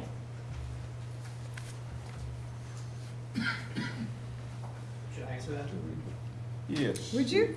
Yeah, the intent of the advisory committee is to take decisions involving the parking out of the political sphere and make them as reasonably as possible based on objective analysis and how the system is actually working going forward. So the intent is within the next couple of weeks is to have this would be a binding resolution in front of the council to create the committee and also to outline their duties, responsibilities, and powers. And again, this would be a council decision, but the intention is to have it serve similarly to the planning board and zoning boards, where the mayor would appoint and the council would confirm each one of the members. And the intention is to have that committee represent a number of different constituencies that have a vested interest in downtown. That is business owners, that is residents, that is possibly a student, but those are yet to be finalized. So nothing that was put forth in the report has been decided yea or nay? Yes. Okay, that was my main part of that question. And then I saw it in the paper the other day about cryptocurrency, and there was a statement that there are protections in place to assure that regular ratepayers will not be overly taxed, better word, lack of a better word, by the existence of the cryptocurrency. Could someone explain to me what is in place to protect us? Next week, by the way, there will be a hearing on I this saw that. before the final deposition from the But I wasn't council. sure if I could ask questions. Yep, the city of Plattsburgh actually doesn't have the authority to set the rates. That has to be approved by the Public Service Commission in Albany. The same day that we imposed the moratorium, at our request, they also imposed a new rate structure that would require any overages that exceed our quota to not be paid by everybody, but be paid by the group that's causing the overages, namely the cryptocurrency operators. So we expect that we're not going to see a repeat of what occurred last So no winter. huge surprises next winter. Okay. Correct. Okay. Thank you. If Appreciate you your don't help. mind my following up on that, and how does that whole formula affect our, the quota of hours that we're allowed? Doesn't change the total quota yet, but it protects us from overages that are caused by that industry. There are overages that are caused by other Right. reasons. So for us to say to this woman that there won't be any overages is not accurate. That's right. No, but it's not gonna, like, I'm gonna have a double or triple bill like I did last winter. Okay, I just want to make sure you understand that. Yeah, yeah. You may But see. if we have a very, very cold winter, there's, Right. But I'm assuming you're gonna compare it to past years and Correct. that kind of thing, But- and that's fine. But you won't be disproportionately charged. Okay, Correct. thank you. Thank you. Any other individuals? Mr. Murphy? While you're on that subject, I guess it's electricity and utilities. We've probably had natural gas in the city for 20 years, I'd say now. I think the city could be more proactive on getting NICEAG, and I understand there's certain regs and rules that they have to follow, but I know that natural gas is pretty efficient right now, and the rates are close to our electric rates when it comes to heating. I'm not sure about other uses, but I think that if we were to do that, we could definitely lessen our electric load and probably get better off for it. And we are cognizant of that. You know, as you know, we're in the process of annexing some property for a new location, not only for MLD, but for the first time, some room for the city to actually expand and bring on new industries. We've had to turn away large industries that would employ thousands of people simply because we didn't have a location for them with the cheap power they demanded. So if we typically go up to near our quota in the absence of Bitcoin operators, we need some headway to still be able to do some development. So we can't be blasé about trying to reduce our consumption through conservation. And the Director Miller, or McFarland, pardon me, Director McFarland of the MLD is aware of this, and we're having conversations for how to do a better job in conservation so we can create more headroom and have a greater amount to sell to. Those will also generate jobs. Not only is that through perhaps greater use of natural gas, but also better use of insulation and heat pumps and other technologies as well. So we are looking at it. If you've got an interest in that, or by the way, the Advisory Parking Committee, we'd certainly love to have your input. Any other individuals like to please come up and address the council? Mr. Seaton, how are you? Hi, my name is John Seaton, live here in the city. And parking has always been a challenge for the city of Plattsburgh. I can remember as far back when Clyde Rabideau was the mayor here and Dan Stewart being on several downtown commissions where we look at these things. And you know, when you think about a solution, I don't know if a solution, man, that's been something we've been kicking around for 40 years, and we're still talking about it. But one thing that when I saw this being discussed again, after being on several downtown commissions, and downtown is at a real fragile place, and it seems right now the last thing anybody wants to see is anybody have to pay to come park down here. A lot of the businesses are kind of hanging on a thread. And as you know, there are several of these bar restaurants that are slated to be going out of business soon. I just think making a decision for any kind of paved parking is, I don't want to say putting the last nail in the coffin, but there's a perception out there that if you make that happen, it may be, I'm not going to go downtown, I'm not going to pay to go downtown. So I don't know if that's something you might want to consider to see, one, this development in the parking lot, is that actually going to happen? And if it does, what kind of development will it be? Will it justify, you know, some sort of an anchor or something that people will want to come downtown to justify to pay for parking? I think it's a little premature to make a decision that, you know, we're going to have pay to park down here, because I think until you have something that's concrete, and I've been around long enough that I've seen many kind of pie in the sky things that, you know, whether it's the RV is going to do a development or there's going to be this great hotel down by the Turtle. I mean, there's great intentions, but economies change, financing changes. I mean, things can happen tomorrow that make it almost impossible to finance a project. So I would highly suggest, just as far as looking at history, because if you know the history, then you won't make those mistakes again. And I think it'd be very crucial to maybe just put brakes on that a little bit, and when proposals do come in on the parking lot, that may help then to solidify, to justify for people to come actually downtown, because there's something worthy to come downtown and have to pay for parking. So that's the first comment that I have. The second comment, because he did touch upon a little bit about a development on the parking lot. I just don't want us to be so eager again that we give up the farm. We come up with some stupid pilot program because the developer says, well, it's not feasible unless you make it feasible, which means we end up again with nothing in the coffers.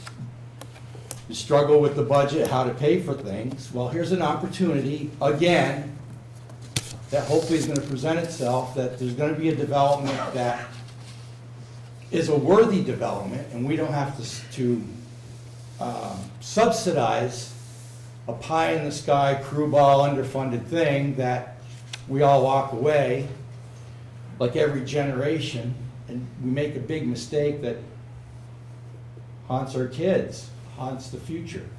Development's better stand on its own. Don't come to the city of Plattsburgh and looking for a pilot program that we, in essence, give the money that we so desperately need to create the services for the people. So I know every time I come in here I say that, but we have some new faces and you know, it's a great time, but let's not give the farm away just because we need something to happen and, oh yeah, this is gonna change everything, and then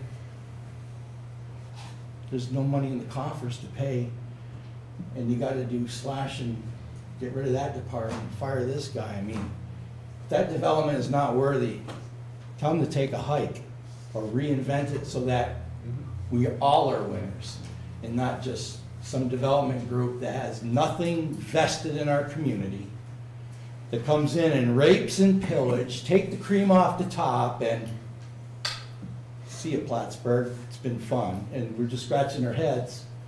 Ah, geez, we got no money. So, please, high alert.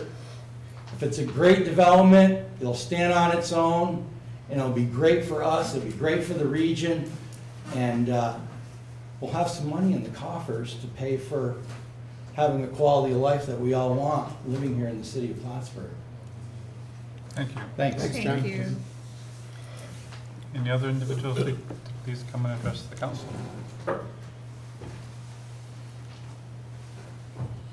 Seeing I got none. one more comment then, what we want to say. Most of my business career, as many of you know, my career was developing downtown. Put my heart and soul into it before anybody else took the risk. And we've all seen the fruits of that. Whether it was moving the orange jumpsuits out of this room, which used to be City Court, creating a new courtroom. That was me, I did that.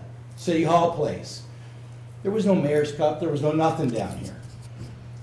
So, you know, our hard work did get to something. So I scratch my head now and I walk around downtown, and downtown right now is extremely fragile. And you know, we're all hoping that something with this $10 million is going to rejuvenate us. But I'll tell you something that really bothers me.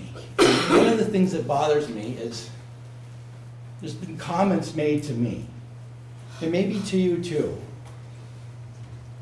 We all want strong law enforcement. I have a son who's in law enforcement. I have a son, as you know, who's a city fireman. When I grow up, I want to be like him.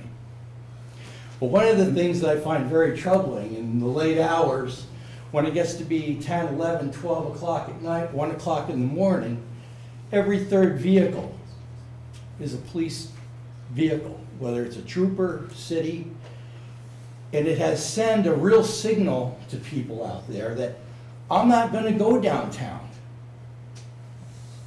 They might go out to dinner and have one drink or two. Boom, you're done. I think there has to be a real strong conversation when you're talking about redeveloping downtown for the future with you folks, the district attorney, the city police, in figuring out how can we change this perception that every third car is a law enforcement car. You can see, you can see just by going to a restaurant or going to a club in the evening, people just aren't going out like they used to. And there's a perception that I'm not going to go down there. I'm not going to go down there because it's a police state. And I think if you're thinking about redeveloping for the future for everybody, that's got to be part of a bigger conversation. We want to be safe, and yes, drunk driving is bad, but every third car can't be a police car. I understand there's going to be presence downtown, and that's probably a good thing. But in the bigger picture, as leaders of our community, and a $10 million opportunity, how is that going to work hand in hand? Thank you. Thank you. Any additional comments from the public? Seeing none, want to return to our last item of the Sure. budget discussion from Mr. Miller? Oh, okay. We'll just wait a minute. Here we go. Had to get some water. So thank you, Director Miller, for the report, very comprehensive report, and the numbers that go along with them. Just to remind the viewing public, after these sessions are done, we're going to be publishing these reports online. And the thing that strikes me is that this information synthesizes what is in the spreadsheet. And, you know, I had said to begin with, tell a story. Well, it really does tell a story. And thank you for the time and effort you put into this. And you can just begin at any point where you feel like you to go. I know you supplied us with Community Development Office budget report and Rec Complex. We kind of already really went through some of those things with a fine-tooth comb, but anything you feel like was left out of the discussion, you could just illuminate. Yeah, and I'm going to start with Rec Complex so these guys can get out of here. Yes, and thanks to your staff for coming. The one thing I wanted to focus on, and this is going to be in regard to the budgets that you have in front of you, the color-coded ones. You gave it to everybody. We worked on these because it's difficult to get a sense of the details of the rec budget just because it's spread out over so many different headings in the mayor's budget, and the parks budget is completely separate and isn't taken into account. And there are a large number of things that we don't have direct control over, and that is the cost of benefits, the cost of insurance, and most importantly, the cost of long-term debt service that the rec department is operating under. Last year, it was $249,000. So I put this budget together to give you a sense of what we're looking at from a strictly operational standpoint, the things we do have direct control over. And if you look at the final page that shows a summary of the last 3 years, you see that there was a operational... Would you mind holding on, please? Sure. So, of this packet... Of that packet, the last page. The last page. Yep. Okay. All right. If you look at the figures for 2017, actual year-end figures, there was $568,000 in revenue, $739,000 in expenses. That's an operational deficit of $170,000. What we're projecting for 2018 is slightly higher than that, $178,000. There are a number of things that factor into that, minimum wage increases and a number of other things, which I could go into more detail if you guys have any specific questions. The 2019 proposed figures, there's a significant increase in revenue, and these figures have been calculated in close consultation with the leaders at REC, the people that work on these things day to day and have the best idea of what we can expect at the end of the year and for next year. The expenses are $942,000. That's a total deficit operational for 2019 expected of $265,000. So that's about $87,000 in additional $87,000 in additional deficit from last year. What you need to consider when you look at those figures is that there were 2 full-time employees that this year had their salaries taken out of, expensed out of DPW. So they moved over based on discussions with DPW and trying to find the most efficient way to handle maintenance duties with REC. $77,000 of that 87 is accountable by those 2 employees moving over. So you're looking at really $10,000 in additional deficit compared to what we expect for 2018. And again, that can be explained by a large number of factors, minimum wage increases again, and I think the rec complex is the only city department that actually pays minimum wage, and that's to our lifeguards and a few other temporary staff over the seasons.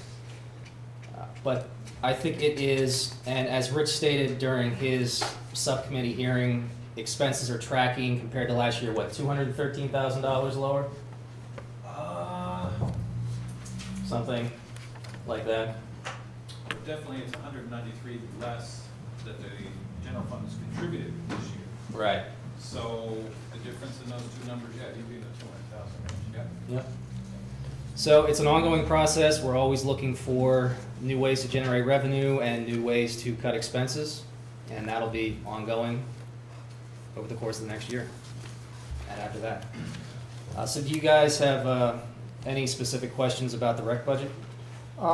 Just a question, is there any proposed increase in, besides the minimum wage, but officials or soccer officials or any other officials for the programs? There's no. Their game fees staying flat? Correct. Yep, and I believe those fees are set by the council, so any changes to that will come before you. And then I thought it was, thank you for the level of detail in organizing these spreadsheets for us. It really gives us a picture of how services are changing, and that's good to know too. And as I recall earlier, that you're expecting more revenue from these programs than was generated in the past, so that's a good thing. And the parks are going to DPW entirely? No, the parks are being consolidated Okay. under one single park Okay, item rather than having the expenses split between the four that annual makes parks that were sense. budgeted before. Yeah, It was just too much moving money around at the end of the year because one park needed more work than another one. right. So everything in red here, you're deleting, is that right? Matt? Yeah, And the- you're consolidating that somewhere else in the ad section, I assume? Yeah, the yellow items, those are line items where the name of the heading is changing, but not the scope of what it covers. The green items may correspond to the same line item, you know, like there's a 2067 and there's a 2067 in red and green. But the 2067 in green not only has a new name, but that's also going to cover a wider area of expenses. Okay. Now, what's the 14,000 in contractual services with city parks? It's on the second from last page. Yeah. Oh, yeah, 4430? Yep. Yes. It seems that the scorekeepers were under budgeted for last year, their costs, and it also accounts for the services that we have to contract out to fix the toilets as they break from time to time. Okay.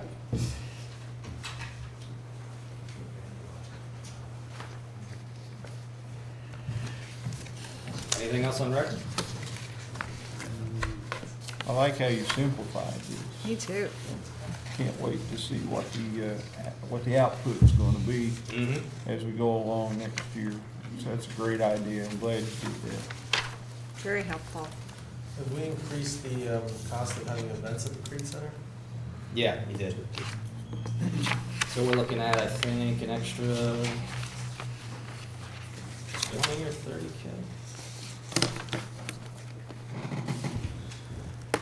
No, that's on the revenue page, sorry. Yeah, so that's crate rentals, 17,000. We're expecting at the end of this year, $31,000 for next year, and again, that's reflective of the increased fee schedule you guys approved a few months ago.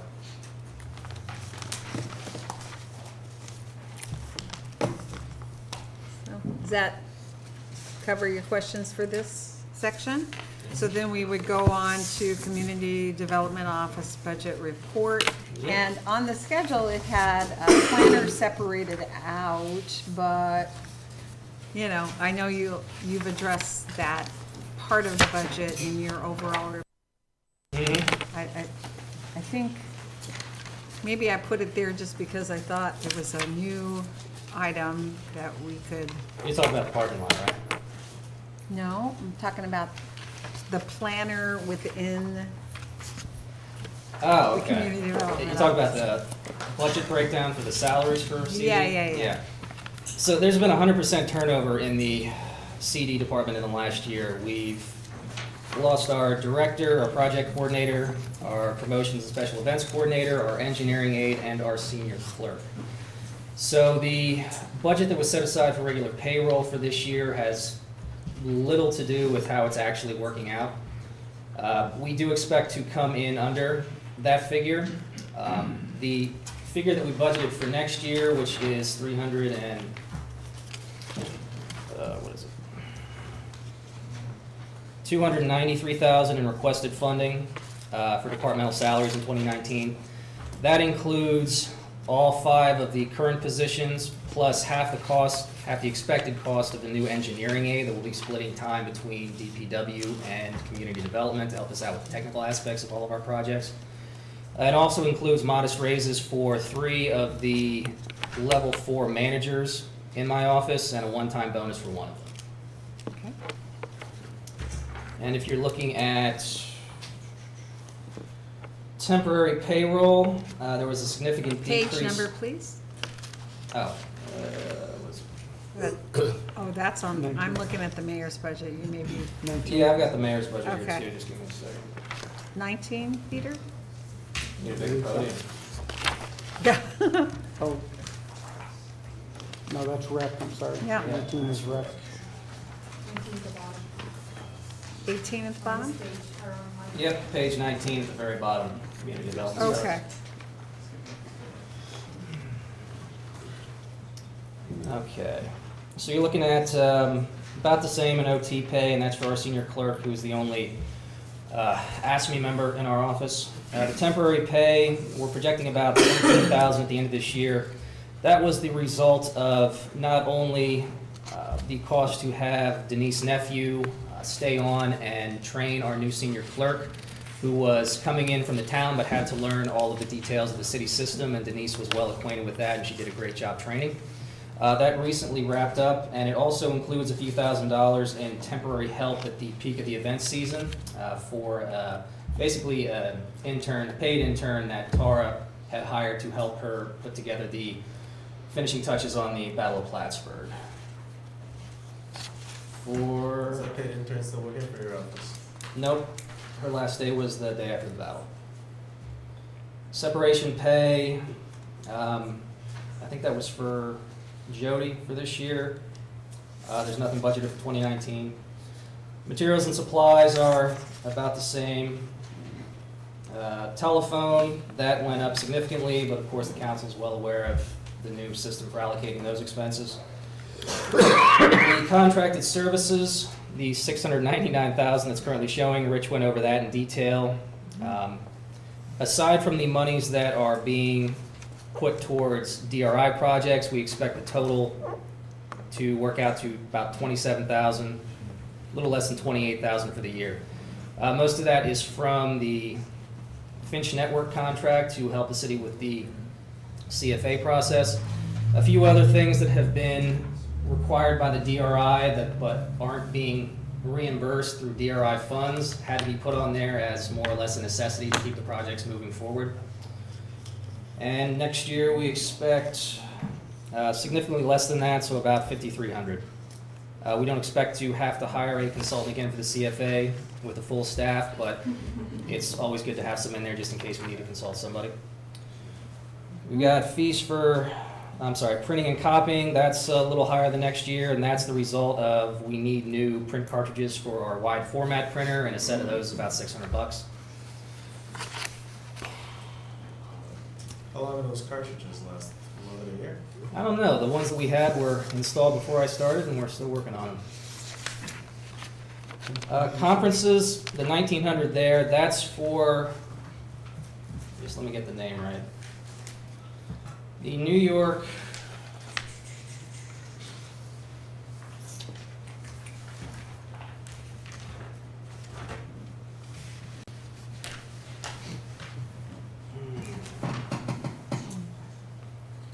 The New York Planning Confederation. It's the annual membership fees for the 7 members of the planning board and 2 members of the CD department.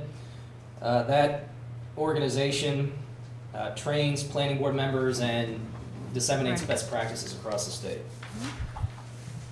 And it's something that we've never funded before? No, we always do. Do you? Yeah. I don't It's know. not in the previous budget. It might have been under a different line item. Isn't that what you were called? Counselor Dowdle, Counselor Kelly and Dowdle? What's That we pay the training for the planning board? Yes. Yeah. Yes. And the postage is the same as last year. And then the second part of the CD budget is the parking lot, which falls under the auspices of CD, and this is the special assessment district budget. And I see your postage is the same as last year, but the actual is quite a bit significant. Yeah. I'm actually not sure why that is. The parking lot budget is found on page 20, right in the middle of the page. Before we move on, Matt, can I ask a couple questions before we get too far ahead? Yeah, no problem. The senior clerk that you made reference to, that was a senior typist that was changed to senior clerk. I believe Jody's title was senior account clerk. Shalisa's title is senior, no, I'm sorry, it was senior clerk, and then Shalisa's title is senior account clerk.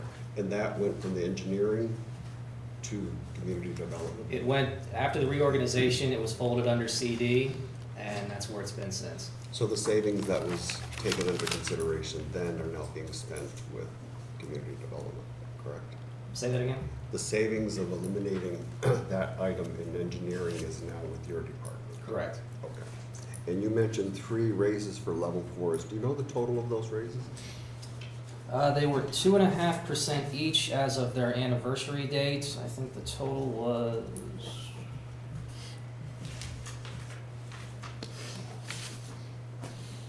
If you don't have it right there. It was a 2.5% of... Yeah, so it's...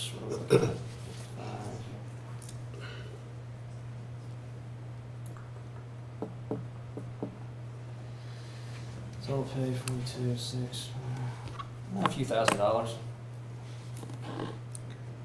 And I heard engineering aid.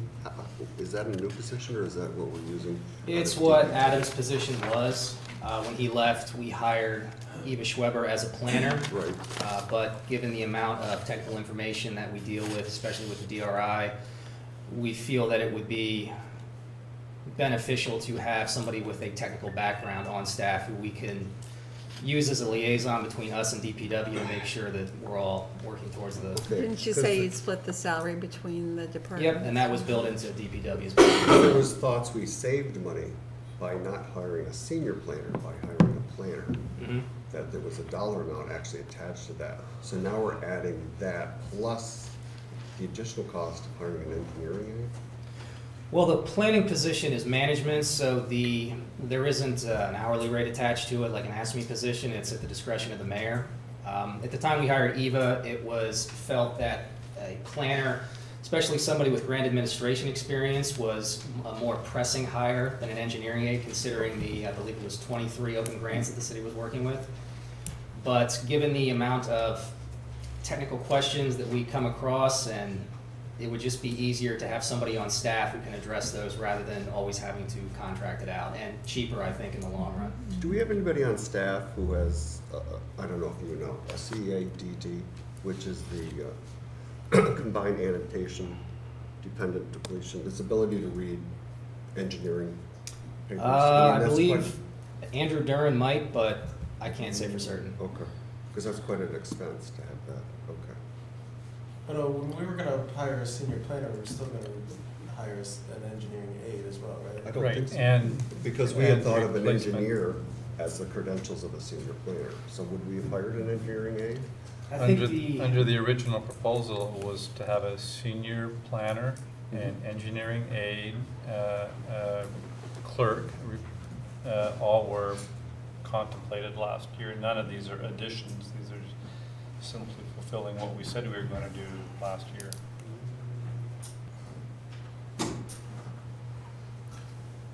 Any Where other are we at questions? with the engineering aid? Do we have any, has anyone interviewed for it? DPW has been conducting a search. I haven't gotten into a search yet, but I do plan on doing that within the next month. You wanna go into the parking lot then? Yeah. The parking lot budget is fairly simple. It's based on the revenue that's brought in by the Special Assessment District.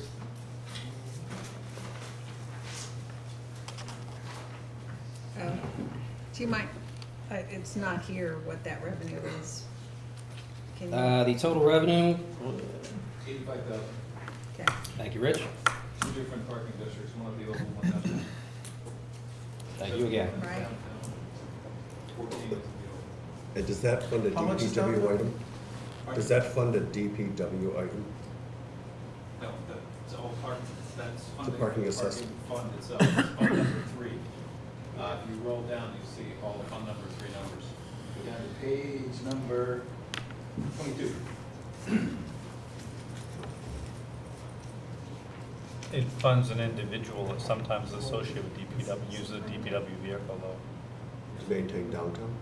Correct. It's all charged to the parking lot. Correct. Yep, and the regular payroll item, that is that employee's salary.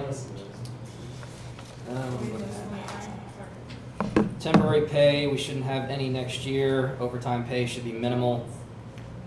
Vehicle supplies should be about the same. Vehicle parts about the same. Materials and supplies, that was actually a typo. That should be $3,000 under materials and supplies for 2019 requested. Electric, water, and sewer, that's the same as in recent years. There was a slight decrease in insurance costs. Contracted services and contracted services, so there's basically 2 lines for, I'm sorry, contracted services, the top line, number 4429, that's to be charged to the Oval Assessment District, not to downtown. The second one, 4430, that is to be charged to the downtown district. And that is actually well in excess, the requested $37,000 for next year. That's well in excess of what we actually expect to be expended, which is $6,200.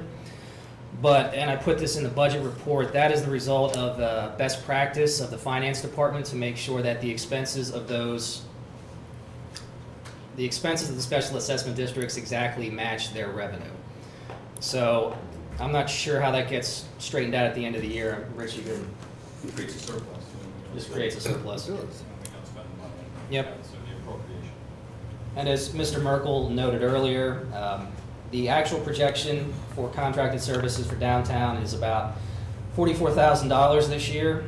And that includes much of the cost of the downtown parking study that was completed by Carl Walker. Those bills should be cleared by next year, which brings us all the way down to $6,200 expected for 2019. Could you say that last part one more time? Yeah, the parking study that the city commissioned in response to the DRI and everything happening, the cost of that was put onto the parking lot, basically put against the special assessment district. I think it was paid half in 2017 and half in 2018. So as of 2019, that charge won't be on there, and I believe it was something like $20,000 per year. So that allows us to bring the contracted services way down. And Rich, how much is brought in revenue on the downtown parking assessment district again? As you see at the top of the page, 71,500. Oh, perfect. And then the 13,500 is the whole. Those are included on the property tax bills.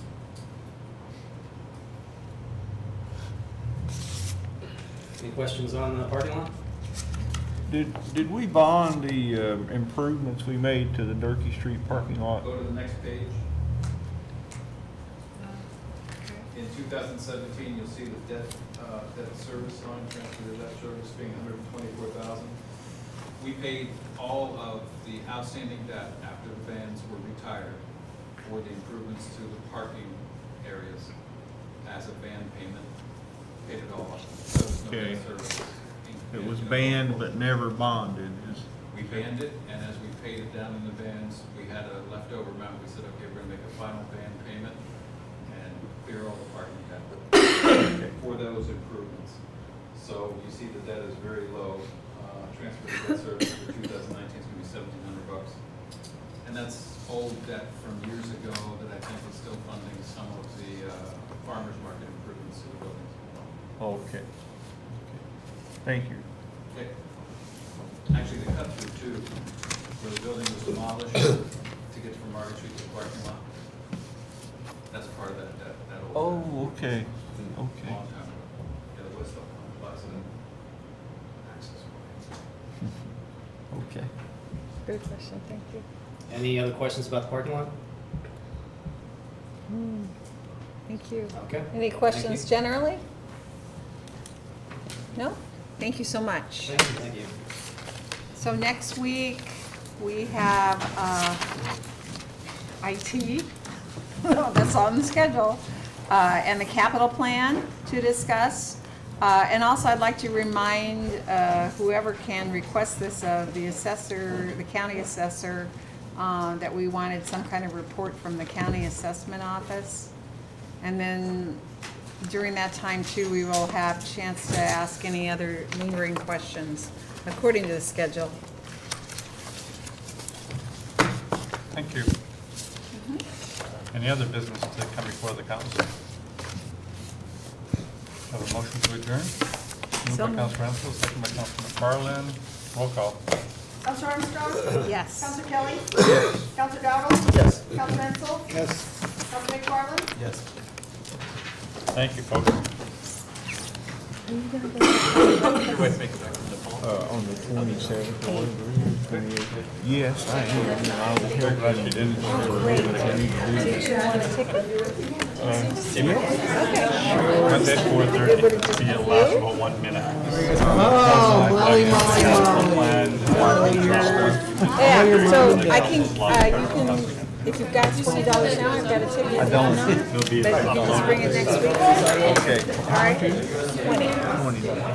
And what do we have to do? We have to serve the food? No, it's just a buffet. Oh, okay. Yeah, we just, there's some, City of Plattsburgh. yeah, we have to go and decorate, and if you want to be part of that crew, I'll